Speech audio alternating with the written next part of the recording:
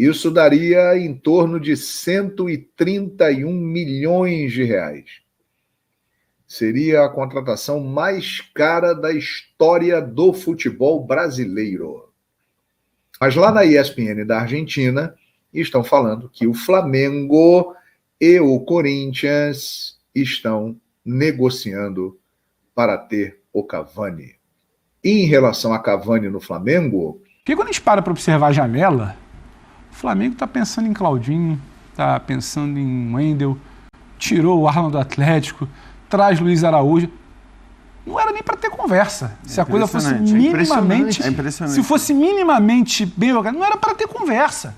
Meu parceiro rubro-negro, acompanha esse vídeo até o final que a gente vai ver o debate dos companheiros aqui, Jean Oddi, Paulo Andrade, Vitor Birner, Pedro Ivo Almeida, sobre os investimentos do Flamengo nessa temporada e por que o Flamengo não consegue chegar à frente no Campeonato Brasileiro. Também temos informações com o João Guilherme sobre contratações de Claudinho, o Wendel, fala-se também na contratação do Cavani, pois é, informação que chegou lá da Argentina, o João Guilherme vai trazer os detalhes aí pra galera, e tem também informação, eu já falei, mas específica sobre o Wendel, galera. Então assiste até o final, se inscreva no canal, meu parceiro, tem um botão logo aqui embaixo, logo embaixo do vídeo mesmo, tá escrito inscrever, se não ter erro, clica aí, se inscreve no canal, aciona o sino da notificação, deixa o teu like, a tua inscrição ajuda demais aqui no crescimento do canal e assista até o final pra você ficar por dentro de tudo, belezinha?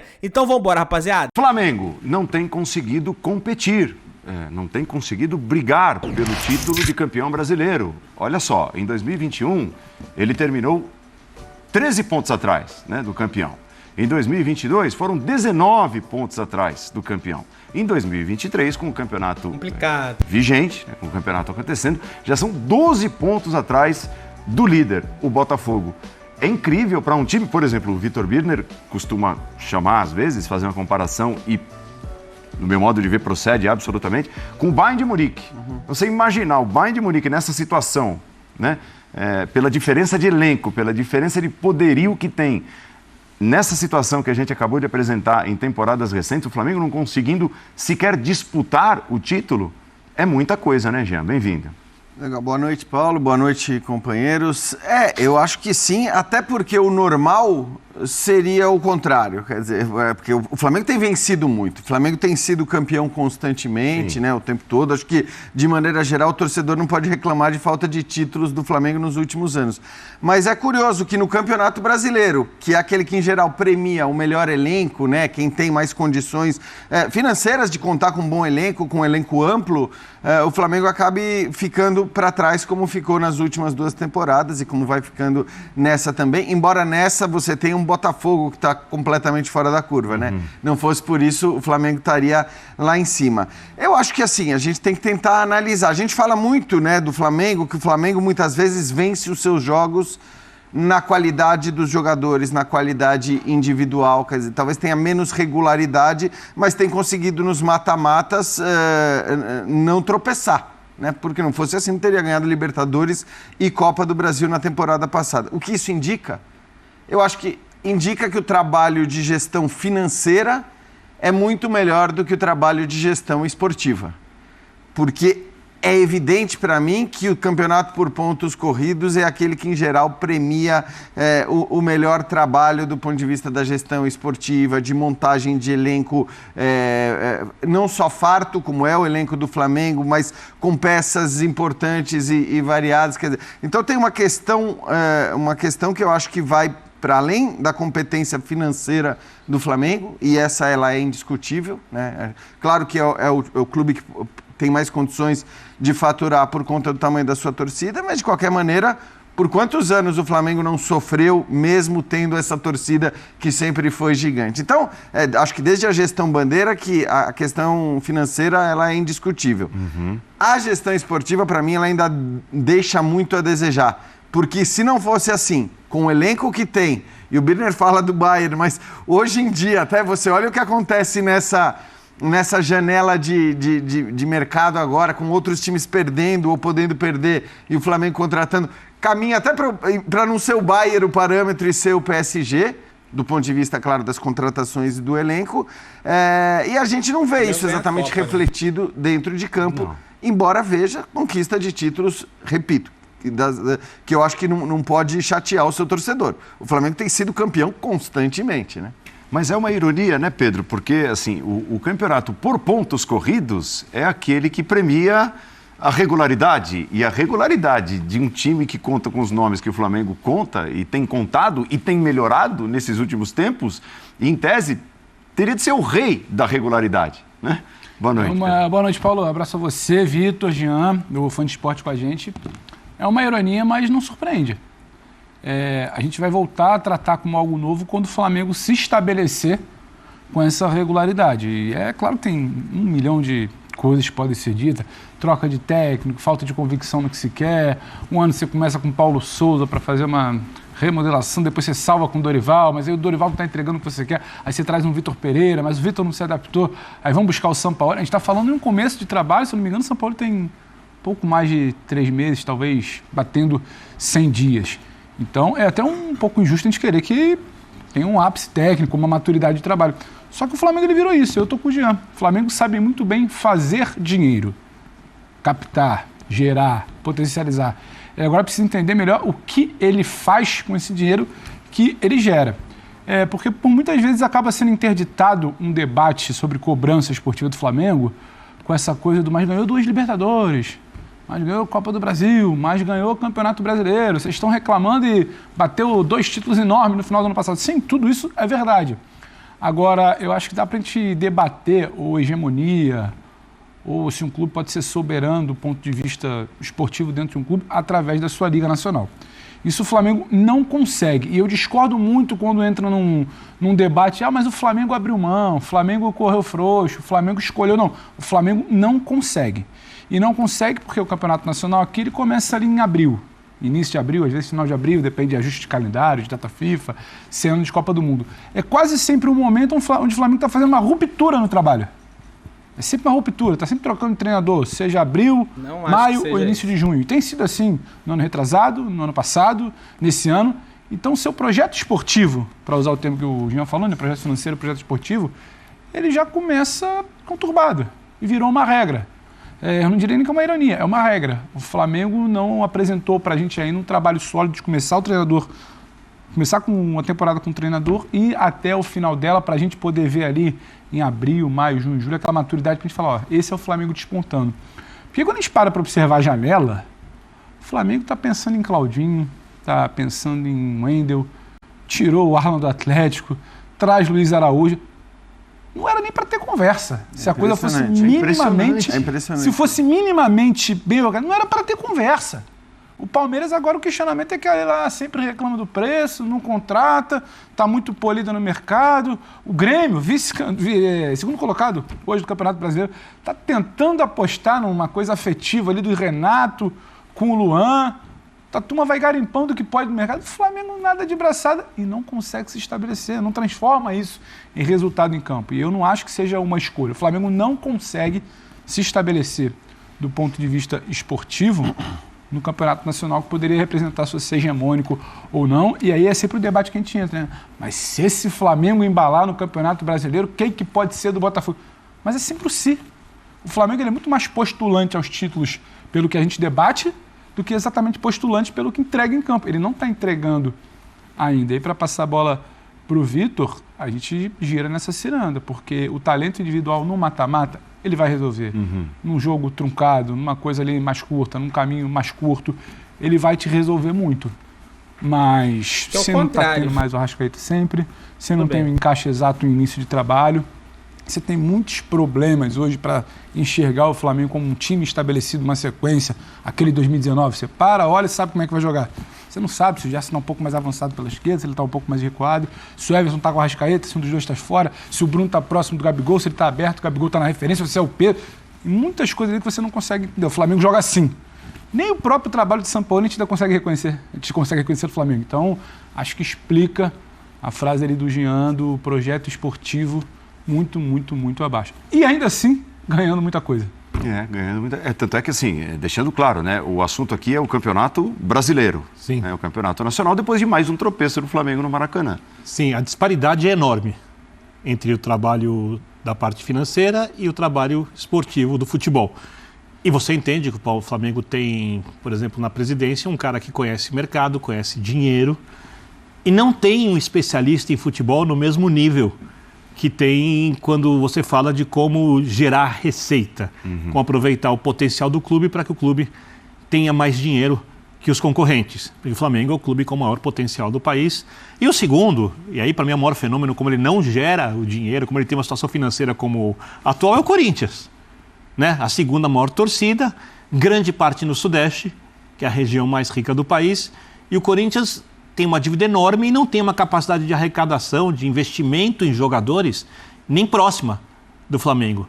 Na prática, se houvesse responsabilidade financeira, talvez não tenha a capacidade de investimento hoje que tem o Palmeiras, que parece não investe como o Corinthians e por isso mantém as suas contas em dia. E o futebol brasileiro, às vezes, pune quem mantém as suas contas em dia quando ele permite que outras, no plural, equipes, muito endividadas, gastem na contratação de jogadores sem que elas sofram qualquer tipo de punição porque fazem isso. Né? O Flamengo se livra disso tudo. O Flamengo tem a condição financeira ultra saudável e tem a maior capacidade de investimento. E ainda pode aumentar. Isso não eu acho que ainda está bem longe do limite, dá para crescer muito isso.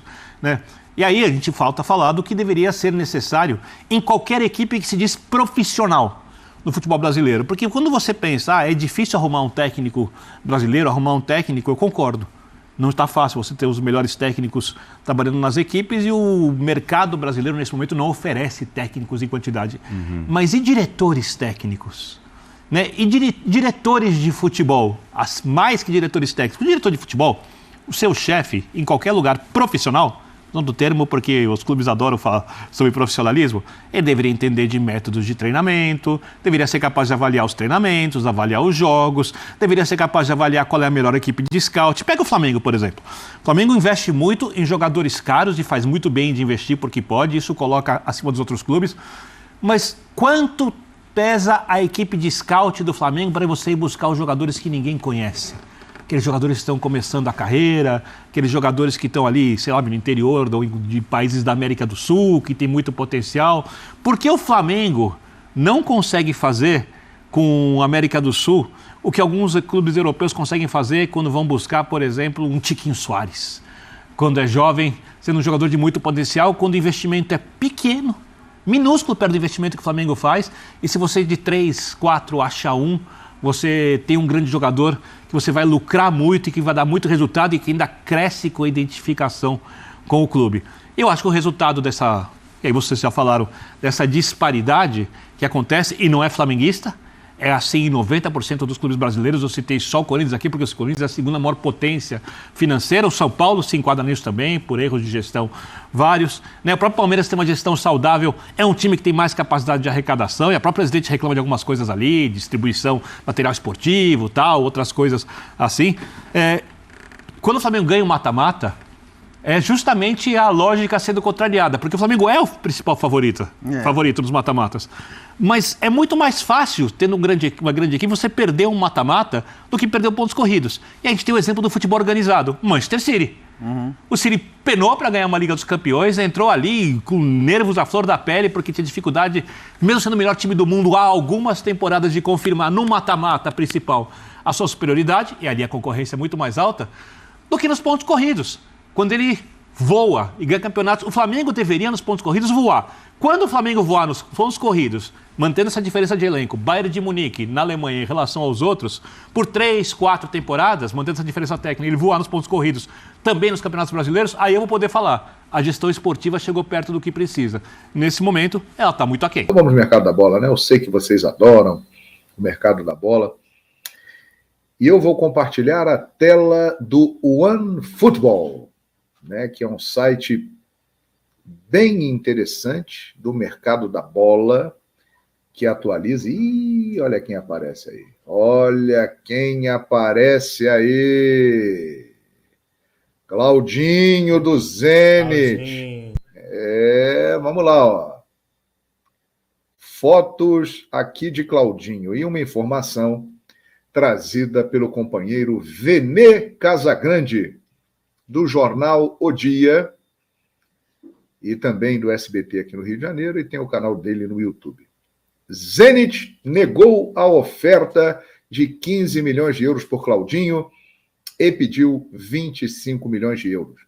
Flamengo não quer pagar essa quantia, mas continua negociando e vai aumentar os valores iniciais. Vocês pagariam 25 milhões de euros pelo Claudinho? Hein? Que tal, hein? Vale a pena? Isso daria em torno de 131 milhões de reais. Seria a contratação mais cara da história do futebol brasileiro. Embora seja um ótimo jogador, mas eu, sinceramente, não sei não, hein? Acho que não vale. Mas isso aqui, publicado pelo Venê, bate com uma informação que eu tenho. Que essa negociação ela vai se arrastar até 45 mais acréscimos do segundo tempo. Isso é negócio para ser definido no final da janela de transferências. E já está perto. É daqui a uma semana, né? Na quarta-feira da semana que vem, daqui a 8 dias praticamente, fecha a janela de transferências. A informação que eu tenho é que a situação com o Claudinho e o Flamengo já está resolvida, as partes já estão acertadas. O problema maior é exatamente esse: os valores. O Zenit quer uma quantia elevada, o Flamengo ofereceu uma primeira proposta que foi negada, então vai ficar esse jogo de empurra, pedir 25, Flamengo vai chegar a 19, de repente vai fechar ali por 21, e estamos conversados. Entre 15 e 25, fecha em 21. Negociação. E vai até o finalzinho, essa história aí. É a informação que eu tenho. O Flamengo vai continuar negociando. Pagar 25 milhões de euros não vai. Até porque não vale, cá entre nós. Mas vai pagar um valor alto, bem alto, para tirar o Claudinho. E pode ser algo acima de 20 milhões de euros. Pode ficar ali na casa dos 20 milhões de euros, 21 milhões de euros. Vamos aguardar as negociações. Mas essa semana será quente para definir a vinda de Claudinho e de um Wendel, que tem também possibilidade de jogador do Zenit de ser jogador do Flamengo. Mas lá na ESPN da Argentina estão falando que o Flamengo e o Corinthians estão negociando para ter o Cavani. O Corinthians, eu não sei em que condições ele vai negociar para ter o Cavani, porque todos sabemos que o Corinthians se encontra numa situação financeira delicada. E em relação a Cavani no Flamengo, lembrando que o Flamengo tem Gabigol, o Flamengo tem Pedro, só se acontecer uma transferência para o exterior, principalmente do Pedro. O Pedro é um jogador que está bastante valorizado nesse momento lá fora. Então, caso o Pedro saia, só se existe algo encaminhado para o Pedro, e aí o Flamengo já estaria pensando numa reposição. Mas essa informação, eu repito, veio da ESPN da Argentina, falando de Boca Juniors, que está negociando com Cavani, e que Flamengo e Corinthians aqui do Brasil também estariam interessados na contratação desse jogador. Acho melhor ir atrás do De La Cruz. Eduardo Baio, o De La Cruz está indo para Lazio. A Lazio aceitou pagar os 14 milhões de dólares pedidos pelo time do River Plate. E o River Plate não quer vender para o Flamengo, né? Porque o Flamengo é um possível adversário do River na Libertadores da América. Então, é uma situação muito complicada, né? Muito complicada. Mas, quem sabe? Tem muita gente dizendo aqui, ao invés de pagar 25 milhões de euros ou 20 milhões de euros no Claudinho, paga 14 milhões de dólares no De La Cruz. Eu tenho quase certeza que o Sampaoli adoraria isso, porque o jogador que ele quer, que ele sonha, que ele acha que é o cara que pode ajudar e acrescentar a equipe dele, é o De La Cruz.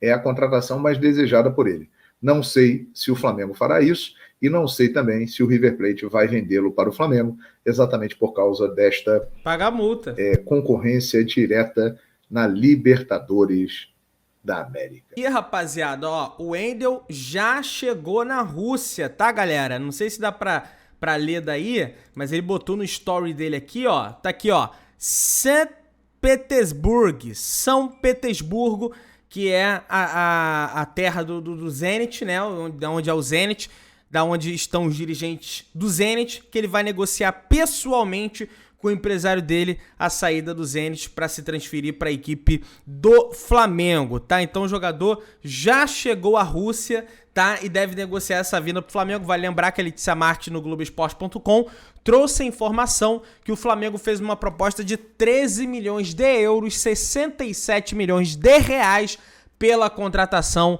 do jogador. Então em breve poderemos, ele bota até aqui, ó, bom dia, bota 2 carinhas de feliz.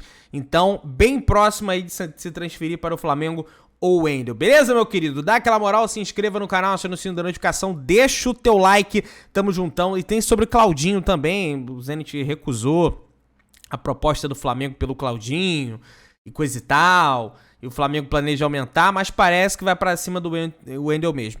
Dá aquela moral, se inscreva no canal, aciona o sino da notificação, deixa o teu like, tamo juntão, saudações brunegras.